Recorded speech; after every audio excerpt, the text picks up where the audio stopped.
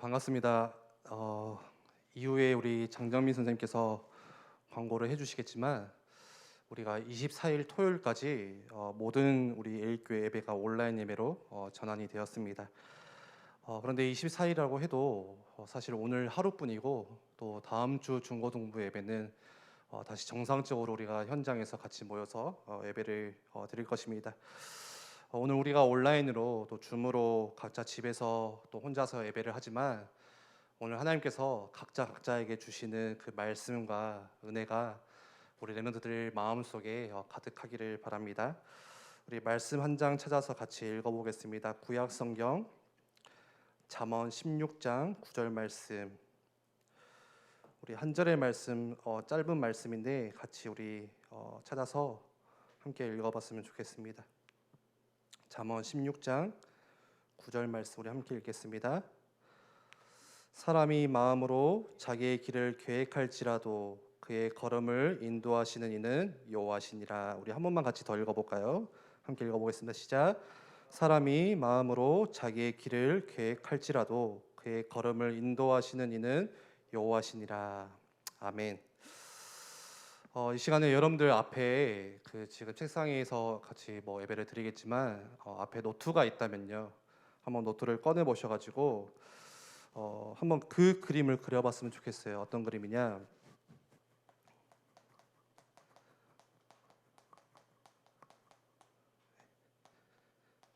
먼저 한번 그려볼까요? 신앙 그래프, 믿음 그래프를 한번 그려봤으면 좋겠어요. 어떻게 그리죠? 그 표가 있죠, 이렇게. 그래서 여러분들 이게 X축인가요? 제가 다 까먹었네. 나이, 그리고 위에는 여러분들 신앙, 믿음. 각자 나이가 다르겠죠. 어쨌든 0세부터 이렇게 쭉 가면서 지금 여러분들 나이를 한번 여기다 찍어보시고, 나는 지금 17살이다 하면요, 이때까지 살았겠죠. 그래서 여러분들 신앙, 믿음이, 하나님을 향한 믿음, 신앙이 어렸을 때부터 지금까지 지내오면서 어떻게 좀 이렇게 변화가 있었는지 한번 생각해 보셨으면 좋겠어요.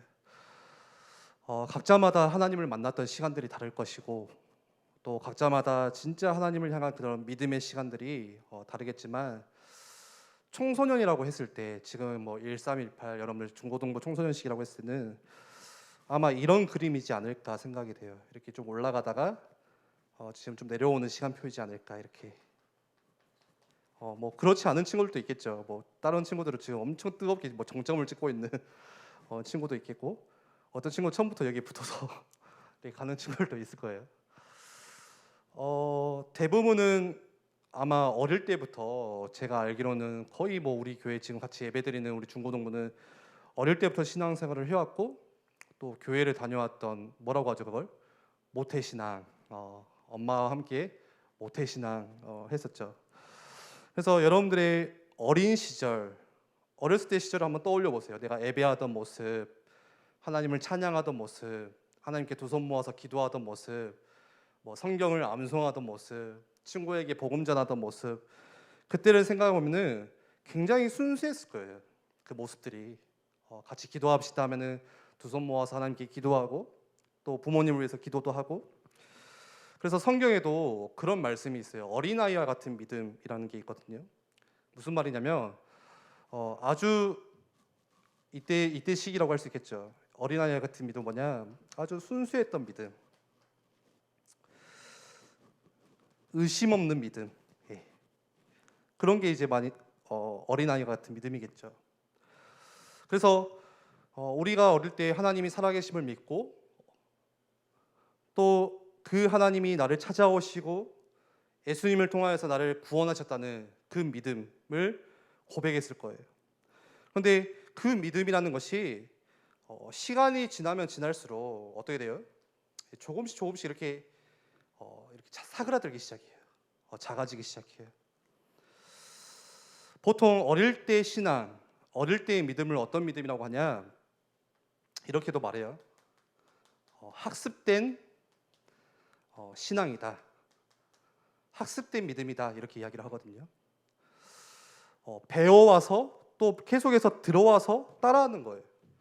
마치 아기한테 아빠 아빠 해봐 했을 때 아기가 그 입모양을 따라서 아빠 하는 것처럼 마치 우리의 어릴 때의 그런 신앙들은요, 순수했던 신앙들은 학습되어 왔던 신앙일 수 있어요. 그런데 이 학습된 신앙, 학습된 믿음에는 뭐가 같이 따르냐? 음식에도 그게 있죠. 유통기한이라는 거. 음식을 섭취할 수 있는, 먹을 수 있는 시간이라는 게 있죠. 마찬가지로 학습된 믿음에도 유통기한이라는 게 있어요. 그게 보통 여러분들이 언제냐? 13살, 14살. 대부분 뭐 그런 것 같아요. 조금씩 밖에 나가기 시작할 때. 그때부터 여러분들 유통기한이 찾아와요. 그래서 뭐가 오기 시작하냐? 유통기한이 되면 의심들이 올라오기 시작하거든요. 의심들이 올라오면은 당연히 믿음이라는 것은 조금씩 작아지기 시작해요. 내가 하나님을 안 믿는 건 아니에요. 하나님 자체를 부정하는 건 아니지만 그냥 의심이 내 안에 생겨나기 시작하는 거예요. 진짜 하나님이 살아계시나?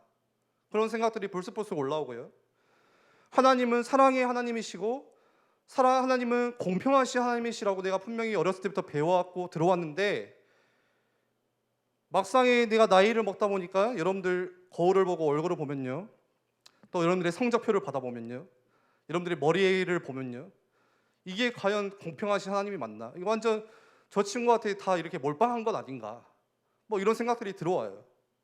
특히나 부모님이나 어른들이 누군가와 비교를 하면요, 그것만큼 비참한 게 없어요. 야, 누구는 어느 뭐 권사님 아들은, 누구 집사 아들은 화장실에서도 책 본다더라. 예전에 그 제가 알던 어떤 선배 목사님이 그 이야기를 하셨거든요. 화장실에서도 책 본다더라. 이해가 안 가더래요. 예. 자기 화장실에 푸세식이어서 앉았어야 했는데 쭈그려서 하는데 이게 이렇게 해서 책을 본다는 게 말이 안 된다는 거예요. 야, 누구는 뭐 이랬다더라. 너는 어째 그러냐? 이런 비교를 들으면요, 정말 더 비참해지죠. 그러면서 여러분들이 학교에 가기 시작하고 친구를 만나기 시작하고 또 공부를 하기 시작하다 보면은 점차 학습된 신앙이 아니라 뭐가 들어오기 시작하냐? 학습된 세상 지식이 계속해서 여러분들 안에 들어오기 시작해요. 그런데 참 신기한 건 뭐냐?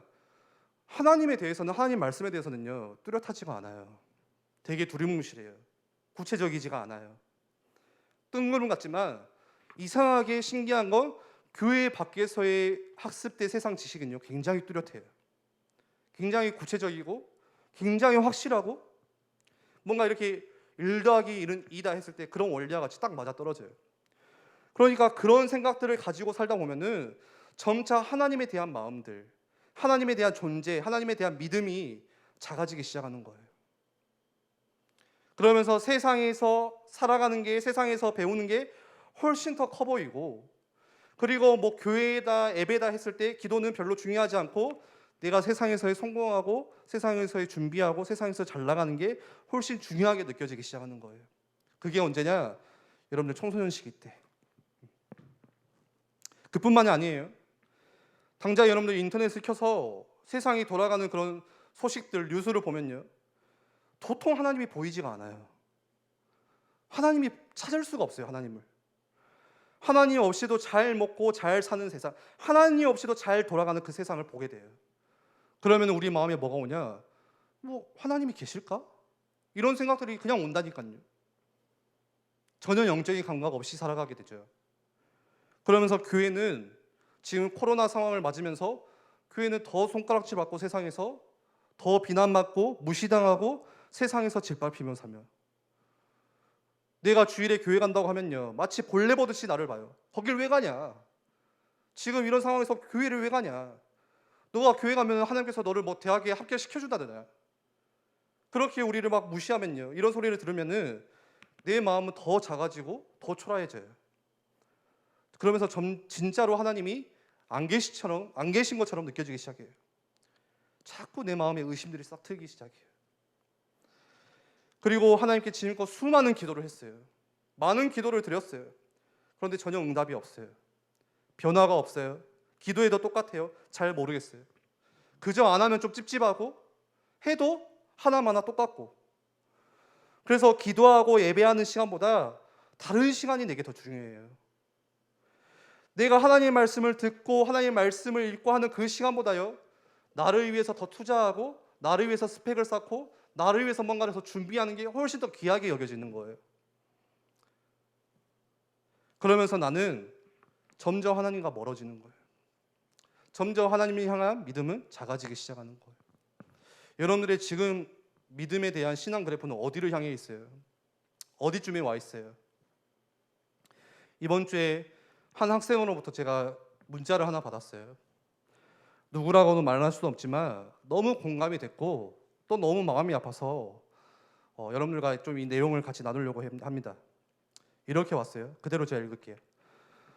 고등학교 생활이 너무 빡세서, 그 아이가 그냥 쓴 내용 그대로 읽을게요. 시간도 부족해서 교회도 잘 안 나가게 되고, 또 교회에 나가서도 집중이 되려고 하다가도 좀 이따 저도 모르게 자는 경우가 대부분이라 현타도 오고 공부하면서 하나님도 잘 안 찾아지고 생각이 많아요 요즘에. 그래서 사실 어떻게 해야 될지 모르겠어요. 현실을 보니까 너무 힘든 거예요. 지금 내 상황을 보니까 너무 할 게 많고 답답한 거예요. 그러면서 하나님의 존재는 찾기가 어려운 거예요. 저는 단순히 이 학생 한 명의 생각만이 아닐 거라고 생각이 되고, 아마 대부분 우리들의 생각들이 다 그런 생각이지 않을까 라는 생각을 참 많이 해봤어요. 여러분들에게 한번 질문해 보겠습니다. 오늘 나는 하나님을 향한 믿음, 진짜 하나님을 향한 내 마음, 하나님을 향한 내 생각, 하나님을 향한 이 삶의 여러 가지 부분들이 지금 어떠세요? 하나님이 진짜 계시나요? 정말로 나와 함께 하시는 게 맞나요? 그런데 왜 하나님은 내 기도를 들어주시지 않으시나요? 왜 내 생각과 하나님의 생각이 자꾸 다르게 가나요? 내 모든 미래와 앞날을 아신다면서 왜 자꾸 내 실수와 실패를 하나님이 막아주시지 않으시나요? 왜 지금 이런 어려움을 그냥 내버려 두시나요?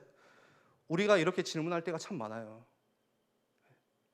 제가 지난주에도 고3의 어떤 랩런트와 잠깐 이야기하는데, 그냥 예배하는 그 모습이 이 아이가 이 랩런트가 조금 집중을 못하는 모습인 것 같았어요. 제가 물어봤어요. 요즘에 좀 예배에 잘 집중을 못하는 것 같다. 무슨 일 있냐 하니까 통통 하나님께 집중이 안 된다는 거예요.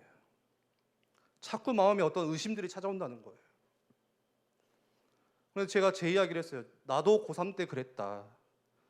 나도 밖에서 친구들하고 맨날 어울리고 듣는 이야기들이 다 그런 이야기들이고 전혀 하나님과 상관없는 그런 것들을 하다 보니까 자꾸 내 마음에 하나님과 멀어질지도 모르고 나는 그냥 의심이 막 싹 트기 시작하더라. 이게 맞나? 너무 이해 안 가는 것들이 좀 많더라, 교회 안에는.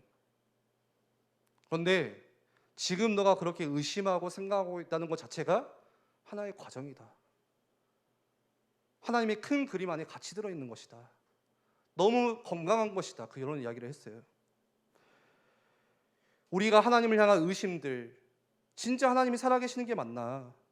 그런데 왜 하나님은 완벽하시다면서 나에게는 자꾸 이런 실패와 실수가 찾아올까? 우리가 이런 질문을 할 때요, 대답은 딱 한 가지예요. 하나님의 여러분을 향한 큰 그림에는요, 하나님의 큰 그림이 있어요. 그런데 그 그림 안에는 나의 완벽함도 있고 내가 성공하는 거, 뭔가 내가 바라는 기대들도 함께 있을 수 있겠지만, 그러나 또한 하나님의 큰 그림을 위해서는요, 뭐가 같이 있냐? 나의 넘어짐도 같이 있어요. 나의 실패도 같이 있어요. 나의 여러 가지 실수들도 이 안에는 하나님의 그림 속에는 같이 들어있어요. 함께 있어요. 하나님의 그 큰 그림을 위해서는 나의 넘어짐과 나의 실패가 그분의 그림 안에서는 꼭 필요한 것들이에요. 있어야 되는 것들이에요. 여러분, 그 황금색 물감을 그림 안에서 칠하면서 더 이게 금빛을 내기 위해서는 뭐가 필요하냐? 반드시 필요한 게 있는 게 그게 바로 검은색 물감이에요. 검은색 물감이 그 밑에 덧칠해지고 밑바탕이 되어져야 그 위에 금색 물감을 칠하기 때 그 금빛이 더욱더 환한 금빛을 내게 되는 거거든요. 마찬가지예요. 나의 삶 속에서 내가 진정한 그리스도의 빛되게 하기 위해서는, 진정한 빛이 되기 위해서는 우리의 인생의 화가 되시는 하나님께서 반드시 내 인생에 검은색 그림도 같이 있어야 된다는 거예요. 반드시 있어야 되는 거예요. 반드시 어둠과 실패도 하나님이 허락하셔야 된다는 거예요. 왜죠? 나를 깨트려서 더욱더 낮아져서 빛으로 만드셔야 하기 때문에, 우리는 그런 존재이기 때문에, 하나님이 그런 존재로 우리를 창조하시고 부르셨기 때문에, 그래서 지금 내게 이해할 수 없는 여러 가지 어둠이 있고 여러 가지 아픔과 슬픔이 있고 실패가 찾아왔을 때 여러분들 반드시 기억하셔야 돼요. 뭐냐? 하나님이 지금 나를 만들어 가시는 것이구나. 나에게 의심이 싹트기 시작하고 진짜 하나님의 존재가 이해되지 않을 때 반드시 기억하셔야 돼요.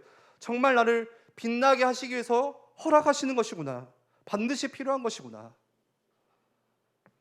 그러니 실패 속에 있을 때, 또 나를 향한 실망 가운데, 넘어진 가운데 있을 때요, 여러분들이 기대하셔야 돼요. 뭐를요? 내가 깨지는 만큼 내가 성숙해 가는 것이고, 내가 부서지는 것만큼 하나님께 쓰임 받을 것이라는 것을 여러분들이 반드시 기억하시고 기대하셔야 돼요. 그래서 오늘 딱 이 세 구절만 찾아서 같이 읽어보려고 합니다. 오늘 읽었던 잠언 16장 9절 말씀에 이렇게 말하죠. 사람이 마음으로 자기의 길을 계획할지라도 그의 걸음을 인도하시는 이는 여호와시니라. 이 말씀에서요, 너무 잘 듣고 많이 우리가 애워왔던 말씀인데 오해하지 말아야 돼요. 뭐냐면, 내가 계획을 세워도 필요가 없구나. 하나님의 계획이 있는 거구나. 나는 아무것도 할 필요가 없구나. 결국에 하나님이 인도하시니까 내가 계획을 세울 이유도 없구나. 이렇게 오해하시면 안 돼요. 만약에 하나님이 다 알아서 하실 거라면요, 내가 왜 오늘 살아요? 왜 밥 먹어요? 왜 공부해요? 왜 계획을 세워요? 그게 아니라 오늘 잠언 16장 9절 말씀은 무슨 뜻이냐? 내가 세운 계획이 틀릴지라도, 내가 앞날을 위해서 뭔가 목표를 준비하고 세운 계획들이 그게 안 될지라도 하나님은요, 그분의 자녀를 다시 올바른 길로 인도하신다는 거예요.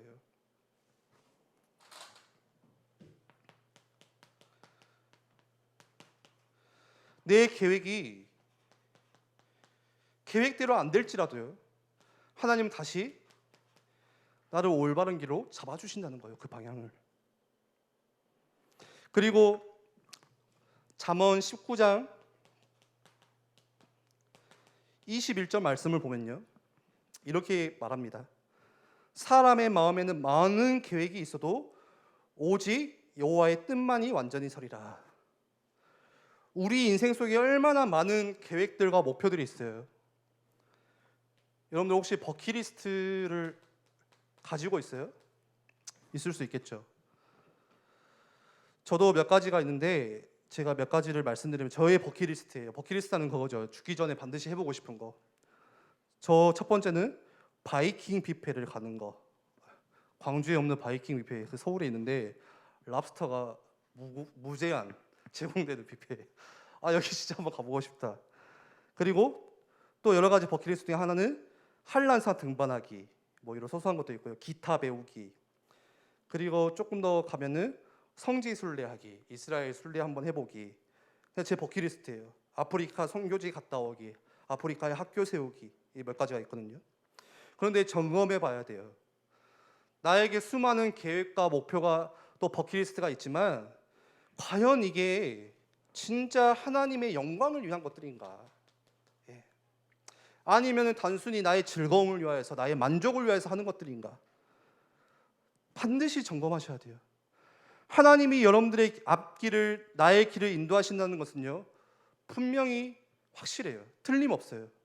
그렇다면 내 입장에서 나는 할 게 뭐냐? 점검해야 되는 거예요. 과연 나의 계획과 나의 목표가 하나님의 영광을 위한 것인가? 나의 버킷리스트를 보면서 우리가 점검해야 돼요. 내가 무엇을 위해서 이게 하고 싶은가? 내 비전을 보면서도, 내 탤런트를 보면서 내가 뭐를 위해서 하기를 원하나? 예를 들어서 장정민 집사님이 그런 꿈들이 있어요. 대학원을 가고 뭐 이렇게 해서 교수가 되고, 뭐를 위해서 교수를 하기 원하세요? 어떤 친구는 자기는 의사가 되고 싶대요. 의사가 되어서 뭐 하려고 도대체? 목사가 되고 싶으세요? 목사가 돼서 결국에 뭐 하실 거예요? 뭐를 위해서 하는 거예요? 점검하셔야 돼요. 뭐냐? 진짜 내가 하나님의 영광을 위해서인가 이게? 우리가 할 거는 그것 딱 한 가지예요. 우리는요 착각이에요. 뭘 착각하냐? 내 생각이 하나님의 생각이라고 생각해요. 내 뜻이 하나님의 뜻과 맞다고 생각을 해요. 아, 이게 하나님의 뜻이야. 내 기대와 내 응답이 하나님도 똑같이 기대하시고 응답하시는 거라고 생각을 해요. 거기서부터 의심이 일어나기 시작하는 거예요. 내 뜻대로 안 되어지면요, 내 생각대로 안 되면요, 내가 생각하는 기대와 응답대로 안 되면요, 거기서부터 의심이 시작되는 거예요. 오늘 말씀의 제목이 그거죠. 하나님의 생각과 나의 생각은 달라요. 같을 수가 없어요. 이사야 55장 8절 9절 말씀 보세요. 이렇게 말씀합니다. 이는 내 생각이 너희의 생각과 다르며 내 길은 너희의 길과 다름이니라. 여호와의 말씀이니라. 내 생각하는 것과 하나님의 생각이 다르대요. 9절에는요. 이는 하늘이 땅보다 높음같이 내 길은 너희의 길보다 높으며 내 생각은 너희의 생각보다 높음이니라.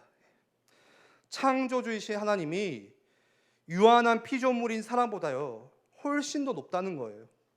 그래서 우리는 하나님을 다 알 수가 없어요. 우리가 하나님을 안다는 것은 언제나 부분적이고 불완전한 거예요. 하나님을 다 알 수가 없어요. 내 생각과 하나님의 생각이 다를 수밖에 없어요. 우리는 유한한 존재이기 때문에, 피조물이기 때문에.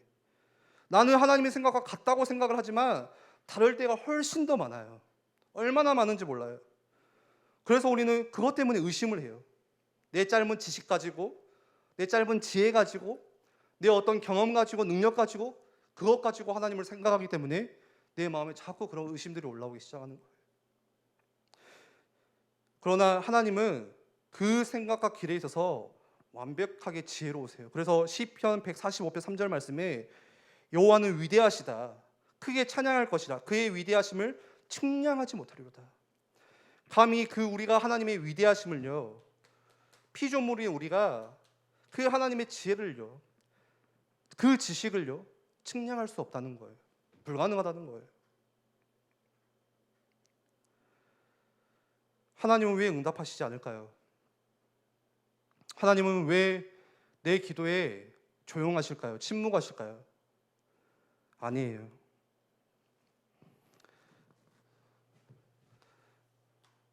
마지막 결론으로요, 하나님은 응답을 안 하시는 게 아니라 항상 응답을 하세요. 뭐를 통해서 응답하시냐 그런데 말씀을 통해서 응답하세요. 여러분들이 이 기준이 바뀌셔야 돼요. 그래서 말씀 듣는 이 시간이 하나님의 음성을 듣는 시간이고, 말씀을 듣는 이 자리가 내 고민과 염려와 기도에 하나님이 응답하시는 자리예요. 많은 크리스찬들이 말해요. 기도에도 하나님이 응답하시지 않으세요. 하나님이 아무런 일도 하시지 않으세요. 하나님이 침묵하세요. 그래서 기도를 안 해요. 그래서 기도를 안 한다니까요. 내가 그토록 가정을 위해서 기도했는데, 내 부모님을 위해서 기도했는데요, 그 어떤 변화도 찾아볼 수가 없어요. 내가 내 삶의 어두운 그 캄캄하고 힘들어서 하나님께 울면서 나아가 기도했는데 내 삶에 어떠한 변화도 없어요. 나아지는 게 하나도 없어요. 눈에 보이는 현실이 바뀌지 않으니까 응답이 없다고 생각을 하는 거예요. 그런데 그거는 응답이 아니에요. 우리가 착각하는 게 뭐냐? 우리는요, 현실에서 기도하고 응답도 현실에서 찾으려고 해요. 응답이 뭐예요?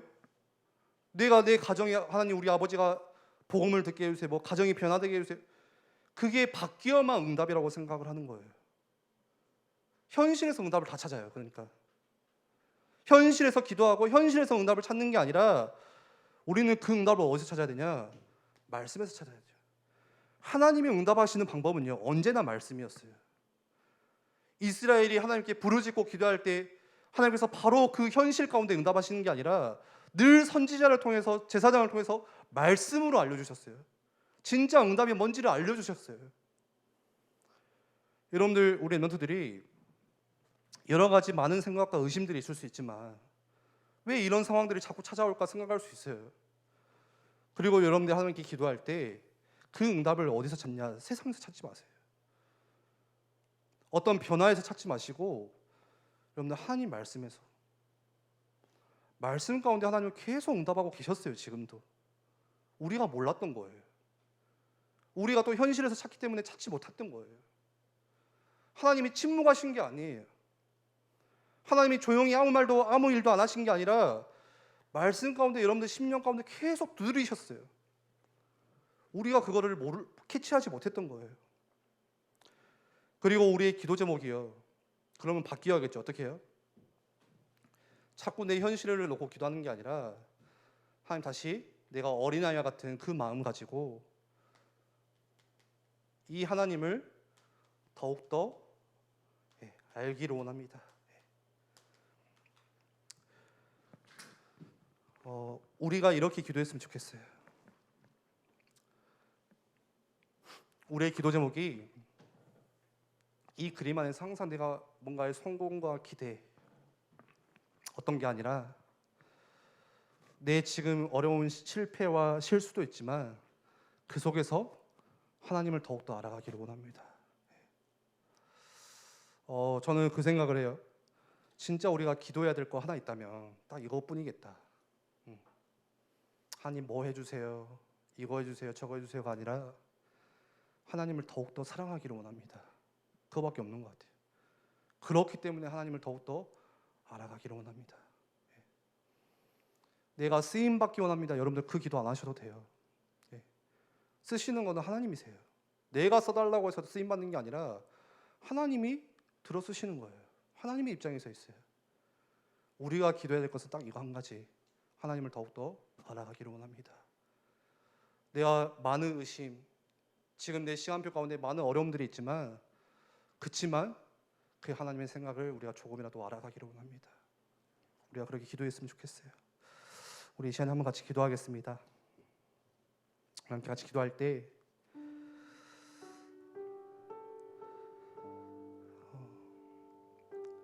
제가 그 어른이 됐다고 생각한 게 딱 청소년을 공감할 수 없을 때 딱 느껴졌어요. 아, 내가 어른이 됐구나. 저도 그 똑같은 청소년 시기를 겪어오면서 참 많이 아프고 힘들고 답답한 그런 시기들을 겪어왔는데 어느 순간 어른이 되니까 그냥 괜찮은 거야. 그거에 대해서 충분히 공감하지 못하고 이해하지 못하고 대수롭지 않게 생각하고 넘겨왔던 그런 저의 생각들이 있더라고요. 여러분들의 지금의 시기와 상황들이 하나님을 찾을 수 없는 상황일 수 있고 또 하나님을 향한 많은 의심들과 또 하나님을 향한 많은 그런 불평들이 있을 수 있지만 괜찮아요. 하나님의 큰 그림 가운데 여러분들을 만들어 가시는 시간표이고 그렇게 여러분들은 더욱더 하나님 말씀 앞에서 하나님을 더 알기를 원합니다. 기도했으면 좋겠어요. 우리 이 시간에 나눈 말씀 기억하시면서 한 번만 같이 기도하겠습니다.